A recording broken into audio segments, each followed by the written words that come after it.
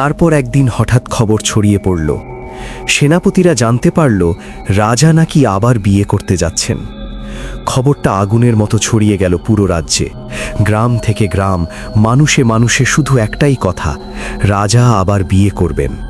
পুরো রাজ্য যেন আনন্দে ভরে উঠল। মুখে মুখে হাসি, চোখে নতুন স্বপ্ন। কিছুদিন পর এক সকালে সবাই দেখল রাজা নতুন বউকে নিয়ে রাজ্যে ফিরে এসেছেন। ঢাকের শব্দ, মানুষের ভিড় আর রাজপ্রাসাদের নতুন রানী। রাজা রাজসভায় বসলেন। চারিদিকে উৎসব, হাসি, আনন্দ। কিন্তু এই হাসির মাঝেই রাজার মনে জমে উঠল এক গভীর চিন্তা। রাজা চুপচাপ বসে ভাবতে লাগলেন, বিয়ে তো করলাম, কিন্তু আমার কি ছেলে সন্তান হবে? বিয়ের কিছুদিন পর রাজা নাকি অন্য এক রাজ্যে যাবে কিছুদিনের জন্য।